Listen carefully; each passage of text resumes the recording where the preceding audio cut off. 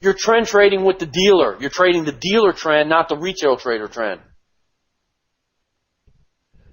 Okay, Greg, it makes sense and says that you always pick the one that doesn't move. All right, here's the remedy for that, my friend. If you're a one-lot trader, just for an example, break it into 3 pieces, trade 0.3s in 3 pairs. I'll cover this in here, but I'm going to just say it now, and I'll cover it in some of the teachings. Take a couple of pairs based off of the dollar, and take a couple of non-dollar pairs. GBP, CHF, EJ, GJ. Although I really don't want you trading GJ yet.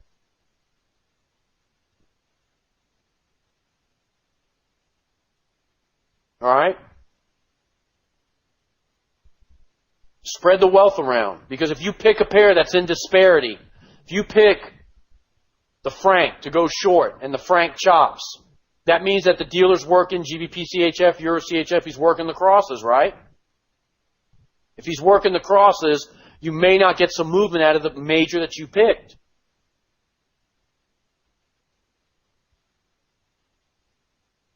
Okay, I'm going to address the work time ribbons. Hang in there. Okay, yes, Joe. All right. I'm hoping you're starting to see this. Okay, flashcards. A lot of you posted them up there. They look good. So, are you just seeing my desktop or are you seeing my platform? Okay, so really the most important thing that I learned, so all right, I guess the way to premise this is to quickly describe how I came to know Steve. I met him beginning of last year, a friend, all the Garnley, and I'm just like, then to say, and most people, the heck it is that I'm looking, that you can't really look at a chart, one pair in isolation, that there's much more going on, that in order to make movement in one pair, they have to work the other ones. And then when he just said it, I was like, oh, you know, I never thought about it because you can't find that, because if you look up, I guess someone from the last class tried to punch in Google fractional disparity, and I guess it comes up with some ocular garbage. Anyway, this concept is little known. It is not correlation. Let's say that from the forefront. It is different from correlation. All right, this is not correlation. This is what is truly happening to drive the movement in the pairs. And the simplest way to describe it, and bless him, he had tried and had a number of different ways to try and convey this concept. It's really just get it in your head, the concept of what's happening, and then it starts to click, and then you start to see it. And so one question to ask is it imperative that you know this to be able to trade successfully? No. Does it help? Yes. Is it the most important thing? No. But putting it in context of what Steve has been going over the whole week, it is immensely valuable, right? And so what it really boils down to, I'll try and say this is, let's try and explain it in a way that hopefully gets across the concept. And the simplest way to understand it is understand that when people talk about dollar strength and dollar weakness and, oh, the people are flooding into the dollars because there's risk appetite or risk aversion, that's them looking in the chart, seeing it go up and down, and coming up with a story that has nothing to do with what's actually going on. And so now when you hear these people say that kind of stuff, you can kind of chuckle to yourself, because when explaining this to you, it's just going to start clicking. All right, and it started clicking for me, and that's why I kind of ran with it. And so that's when Steve said, I guess, a little worried I was going to cut off my ear because I might have taken it too far, too in depth. But what essentially is happening every day, every pair around the world, there's the speculators and then there's the commercial interests, and so there's the volume flooding in and out of every pair all the time. And so the banks look at this and try and decide where's the volume. All right, Steve said it's all about the money. It has nothing else to do. That's all there is to it. So the guys at the bank desk can look at the pairs and they see the volume that's stacked up at different price pairs, right? At every price, there's a certain amount of volume in every pair, okay? So the euro's the most heavily traded, and the yen's the second most heavily traded. So let's say on any given day, the guy walks in and he'll look at his book, his internal book, and he'll see that, all right, there's about 20 billion committed long in euro-dollar spread across, these 50 pips, right? So he's going to know that I gotta slide straight through those 50 pips to pick up all those orders, right? So he's going to start buying up euros. So euro is going to increase relative to the dollar, right? This is 101 stuff, but just bear with me. This, at the same time, he's got his other guy who's sitting right next to him, who's also looking at the yen pairs, right, to understand that the dollar yen has got, let's say, 18 billion. These are just arbitrary numbers, but these are relative volumes that you'll find in spot, right? So when that happens, at the same time, you'll see euro rising and yen rising. Now, everyone that says dollar strength and weakness, they're full of baloney, because that doesn't make sense fractionally. There's no fractional disparity, all right? So what you'll see is that in order to create movement, they'll look at the majors, right? In this case, euro dollar and dollar yen, and then they'll also look at the volume that's built up in euro yen. So let's say there's only 600 million that's spread up across euro yen. It's going to make more sense for them to hold the level. All they have to do is just soak up all the bids or hit all the asks in yen to hold the price at that level, right? So everyone that wants to get out, they can't. You see the trap move stuck, trap move stuck, trap move stuck. Price is not going to go below that level. It's not going to go below that level because there's volume that makes sense for them not to allow it to get below that level. So while that's occurring, they'll hop over to euro yen and start driving that pair up by soaking it all up and creating enormous spikes. So what you'll see, so the reason they do that is because it's cost effective. This is the largest business. It's cost effective, right? If you could spend 20 billion to move a pair, or 18 billion to move a pair, or 600 million, 1/20th, to get the same return, what would you do, right? This makes sense now, okay? So understand that when you see euro rising and dollar yen also rising, what's actually happening is that the cross pair is comprised of the two majors. So when you have euro plus euro minus dollar and dollar plus dollar minus yen, what's actually happening is the combination of them, understand, is that euro is rising while yen's also dropping because the dollars are canceled out, right? So you have minus dollars plus dollars. So how to understand this, if that makes sense intellectually, now that you get the concept, okay? So they'll hold one pair, okay? Use half of that pair, use all the cross pairs of that, right? So they're holding yen, they'll use all the other yens to start driving those up. That's going to create movement in the other major. Make sense? I can't tell. Where's the chat? Let me see. I'm just going to assume it all makes sense. Yep, I'm getting yeses. All right. Some yes, some no's. Makes sense to some. Do you have more? You want to take some questions, or? I don't have more slides. I was just going to describe in the chart how to recognize what's happening to see. Absolutely. Yeah. Keep going. Keep going. Yeah, it's obvious, right? It's coming into focus about what's actually happening. It's making sense. It's not making sense. It's just a concept. Okay. Can you explain what's slower? Slow down the same thing but slower. What's really happening? I'll just say it again and see if I can just simplify it in the simplest, like distill it to its bare essence. Whenever you see a pair rising nicely, let's say euro, and you look over at the cross pair and it's going back and forth, hitting, there's wicks both sides, pound yen or pound Swiss, notorious for this. Understand what's happening. Okay, just think about both halves of the whole, both halves of the pair. If you have pound and Swiss, they'll run up pound Swiss, hit those numbers. That will, kind of pull up pound a little. They'll hit Swiss down. That'll drive Swiss down a little, right? So they're whipping it back and forth, inducing volume. As soon as they have it trapped, they'll work the other pair. Okay? So when you see choppiness, it's not, oh, there's confusion or congestion or volatility or any of the other nonsense descriptors that you probably have floating in your head and will find, even on the newswires, Dow Jones, CNBC. That's not what's happening. And as soon as and when it's not the major, it's the cross. And so when it's not the cross, it's the major. It flows from one to the next.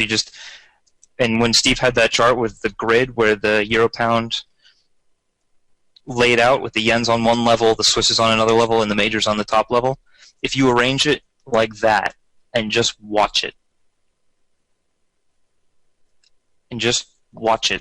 and see, and just think to yourself, oh, okay, so they just hit the high in pound, and they just hit the low in euro pound.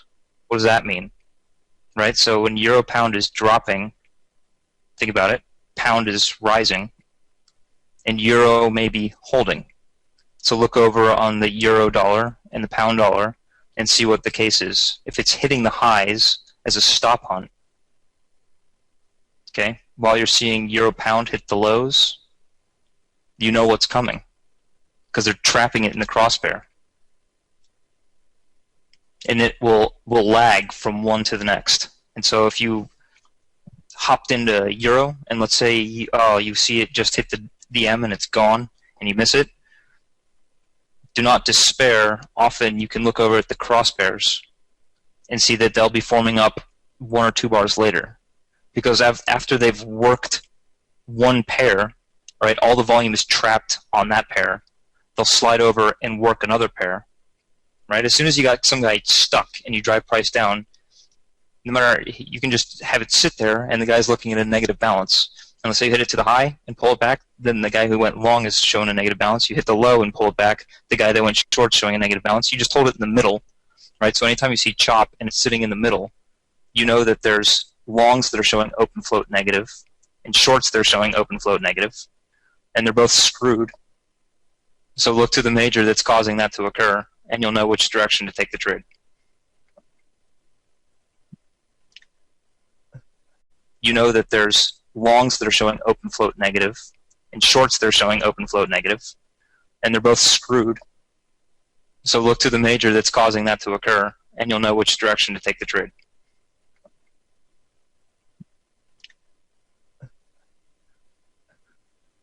Some of the questions are, yeah, you're asking too many, you're flying by.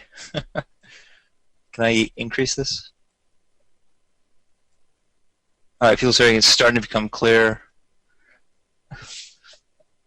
Sorry, just give me a second to read some of these questions. Always 15 minutes, yes. No charts, you guys want charts. Yeah, all right, so I've just understand it in your mind about what's happening.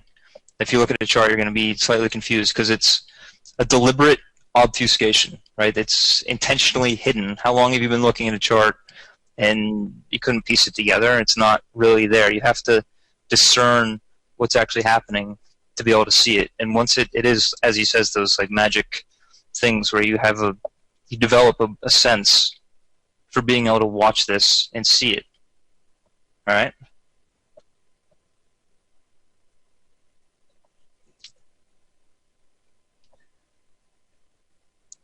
God, you guys are all kinds of, how do you discern? To discern it means to be able to pick out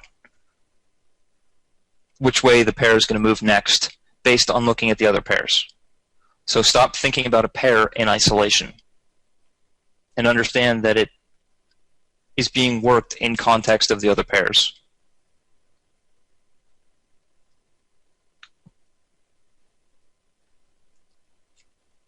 Yes, Jerry. Are you saying that if the cross pair is not moving, look to the major to get the direction, and then you can trade the cross in that direction? If you see the pound is about to rise hard, look at the pound cross pairs, and you may be good to go, because the pound will drive the cross pairs, so to speak. So, you know, if you maybe want to spread your risk, if you're a one-lot trader, put half into euro and half into euro yen. And then depending on what yen is doing, you'll get more movement or not.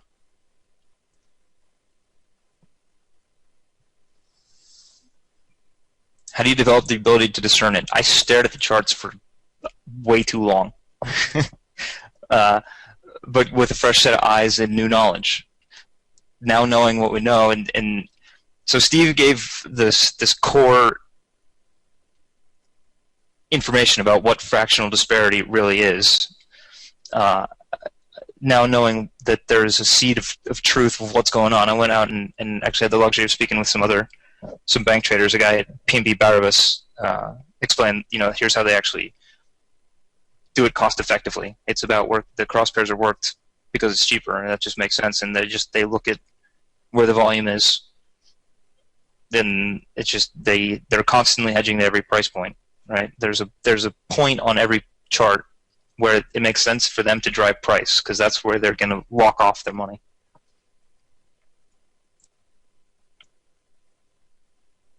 Yeah, working the pair, right? It means running the bursts and the stop hunts, then creating the HOD, LOD. Yeah, working it is you'll see whipsaw, back and forth, choppiness, whichever way to describe it, quote volatility, erratic. It's not erratic, it's purely designed, right? It's intentionally moved exactly that way. Charts, you want charts. All right, so here's what's going on in pound today.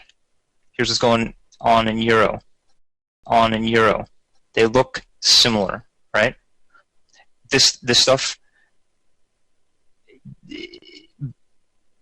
need to be seen in real time to really pick it out. And setting up the grid that Steve did, that just made it like, if you just look at it, you don't see why that it's set up that way. But now you add the knowledge of this, and it says, oh, okay, that makes perfect sense to set them up like that, because you set it up as a grid. Okay, I've since gotten rid of it because I got more monitors, but essentially, if you're looking at euro and you're also looking at pound, have a look at what's going on in euro pound to see if they're hitting the high or hitting the low. And in real time, you'll see, okay, all of a sudden euro pound takes off and euro is not moving at all. Then you know that the movement's in pound. Now, right? Let's say you're looking at dollar yen, and they intervene, and you're looking at euro dollar, and it's like, all right, that's kind of moving. Then euro yen, right, is either going to be helped or hindered by what's going on over in euro. So when they're acting in concert, right? So a lot of the time it is like the dollar bases are rising while the, if euro dollar is going up, dollar CAD may be going down. And that's when people say the correlation and all that nonsense. That's not always the case. In fact, it's very often not the case. And this is the reason why. That just did it for me. Thanks. I'm not sure what exactly I said, but any of the crosspairs, you need to just see that whichever crosspair you're looking at, look at that crosspair, and then look at the two majors that comprise it.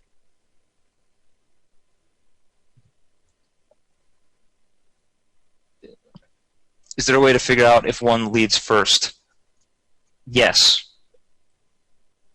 Watch how it moves. If it hits the high and starts dropping, that's the one that's moving first. Alright, so if euro yen hit the high and is dropping while euro dollar is still sitting at the high, then you know that euro yen was first and that euro is lagging.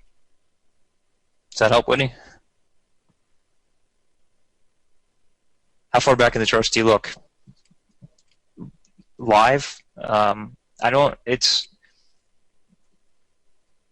really do analysis homework wise. I mean, I did a great deal back in the day, which I guess helped.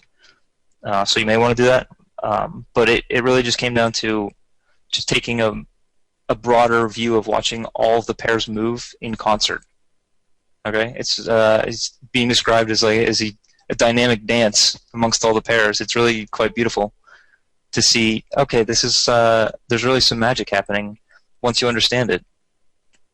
There's much more going on behind the scenes to create this chart that you're looking at, right? So, and if that can be imprinted enough into your minds, it's flipping your mind to seeing it as it's being created for you to try and be deceived by looking at it. Okay? Why is the water red? Oh, I've got another random indicator. Don't worry about the indicators. So it's the work of 3 charts move 1 chart, so it's the work of... Yeah, Nick, potentially, yeah. So if you miss it in one, look at the other, and just notice that the crosshairs are what is creating the movement in the majors, and vice versa. And that's why I say it's a intellectual curiosity. It's fantastic to know. It can help you. Do you need to know it? No.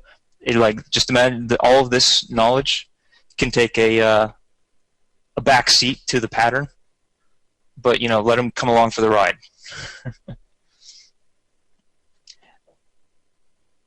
Because he'll add his insights. All right. So with that being said, the other thing that was explained, the way Steve learned, was before the age of charts. If you want to date him and see how old the guy is, I mean, he looks young at heart, I guess. No, I'm sorry, but he said, "Listen, the way to do it, and if you ever get the chance to walk around the trade floor of any bank, a lot of them don't really have that many charts, simple charts, not all the silly indicators. What they do have, is movement. Okay, so it's